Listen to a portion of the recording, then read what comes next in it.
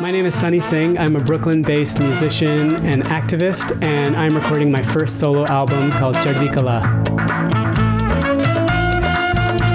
I'm a trumpet player, singer, dhol player, songwriter, and for the last 10 years or so, I've been playing in a Brooklyn Bhangra band called Red Bharat.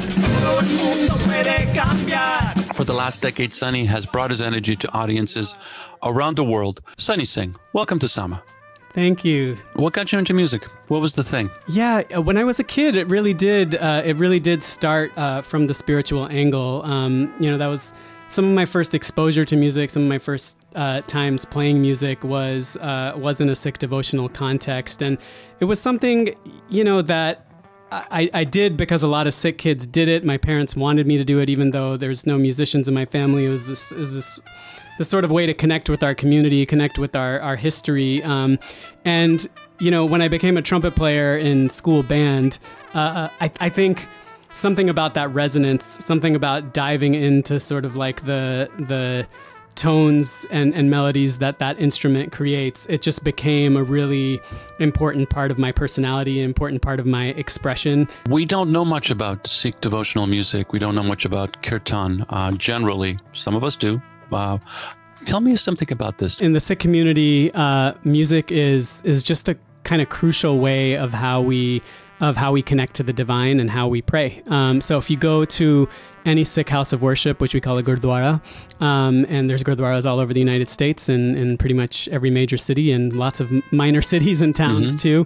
What you'll see happening, at least during non-pandemic times, is mostly music. You'll see a group of musicians, usually playing the harmonium, which is a pump keyboard instrument, and the tabla, which are hand drums that a lot of people are probably familiar with, and singing these beautiful, what we call shabads, which are sort of, literally it means word, but it's sort of this spiritual poetry, this sacred poetry.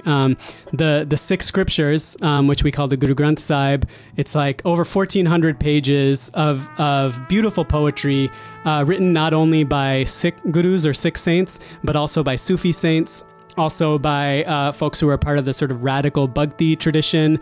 So all these sort of free-thinking philosopher, poet, saints, starting from the 14th century to the 17th century, really talking about how do we get free, how do we connect to the divine, how do we tear down all forms of oppression. And this poetry is deeply inspiring, obviously, not only to the Sikh community, but lots of South Asians and beyond. And interestingly, it's not just poetry, but before each shabad or poem, it actually tells you what rag to sing it in. And for those who are not familiar, rag is a classical South Asian musical scale or mode, sort of more specifically for the musicians listening. So it actually, each shabad is intended to sort of like have a particular rag or sort of like mood to it almost. So this poetry is meant to be sung, and so that's what we do. When you think of like Sikh communities, you think of South Asian communities, you're thinking of like Charlotte's a big city, but you're thinking of other places where there's a larger group. Did you have a large group? Did you have other immigrants around you? I mean, I think that the question that those kids asked me on the playground is pretty indicative of what the vibe was in Charlotte at the time. I grew up in the 80s. Then there was a pretty small South Asian community in Charlotte and a minuscule Sikh community. And in fact, I can say without exaggeration that growing up in the 80s, my brother and I were the only two Sikh boys in the city of Charlotte who wore turbans. Like we were the only Sikh, turban wearing Sikh boys. There was a couple of other Sikh families in Charlotte. And just like every faith, we have plenty of folks who cut their hair, who don't wear turbans, etc. And my brother and I were the only turban wearing Sikh boys growing up in Charlotte in the 80s, because my parents pretty much didn't only know every single Sikh family, they knew every single Indian family in Charlotte, because the community was that small. So there was a deep feeling of isolation in that sense. It was really, really difficult.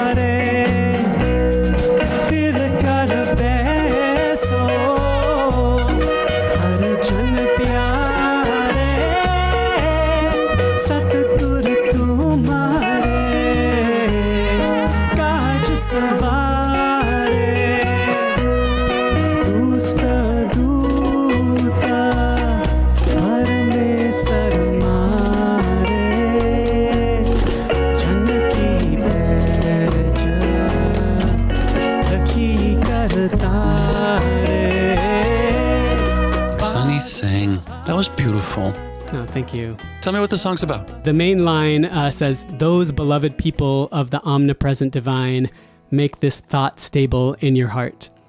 The true guru will take care of all of your affairs." And then another line that I sang, "The people are sovereign, not under the rule of any shahs or emperors." Mitra Paya Nu. Nu. Tell me what that means.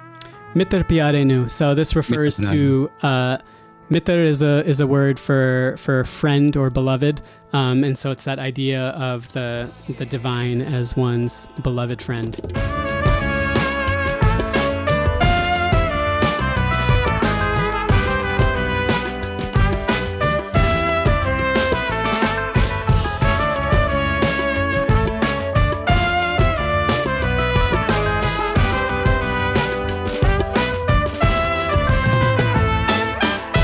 मित्र प्यारे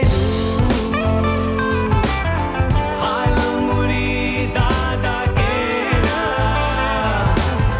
मित्र प्यारे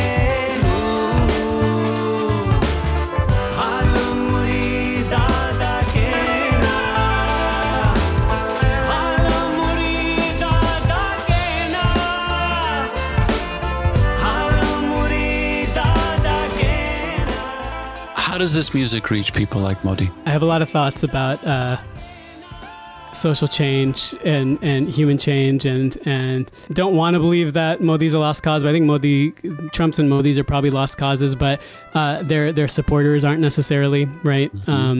Or some of their supporters might not be, and I deeply believe that humans are not born with bigoted ideas, and not born or designed to perpetuate oppression and hatred and greed and inequities. Right? That's not how we're built. I don't think it's human nature, and thus our job is to unlearn. Right? Our job is to open folks up, and there's ways that I can approach it as a community organizer, which I've done at various points in my life. There's ways that I can approach it as a popular educator, which is something I still do a lot of now, and then there's ways that I can approach it as a musician and an artist. And I think what's so special, which you kind of implied about this tool that we have as musicians, but also artists more broadly,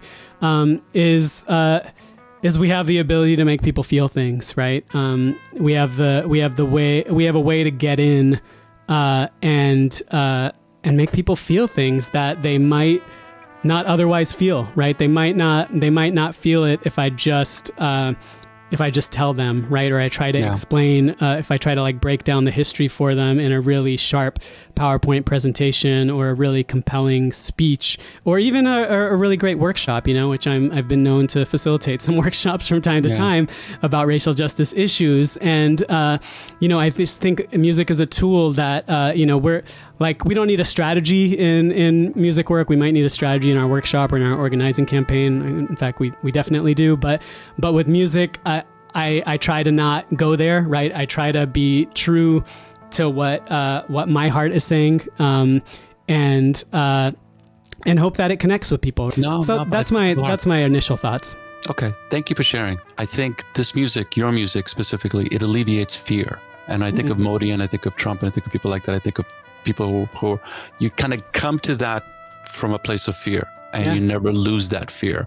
And nothing alleviates art nothing alleviates fear like art, and nothing alleviates fear like music. You could fall in love with it as a direct connection, and specifically in this kind of space where with music with intention. Music is a way to break down fear, and the sort of many ways we can approach this.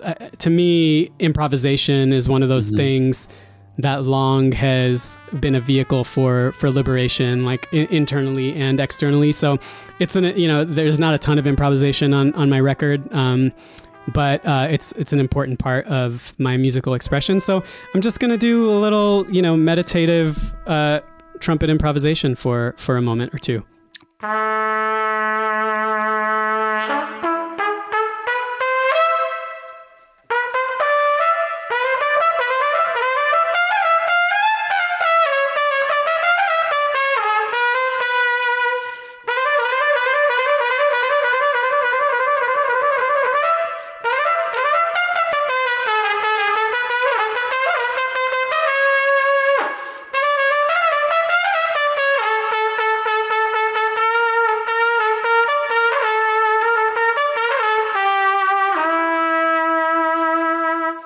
Sonny Singh, that was lovely. You got some chops, dude. Thank you. Seriously. Quick question, Elizabeth. What age did you move to and live in Phoenix? I moved to Phoenix at the age of 11, 1991. Often, you know, you're not singing in English. You're not singing, you know, in the colonizer's language, and you're singing ancient works. This music now, through this channel that we're here, and in general, can have an impact globally. You know, to people that have like no concept of what Sikhism is or anything like that, but it doesn't matter because there's something about it just opens up their hearts.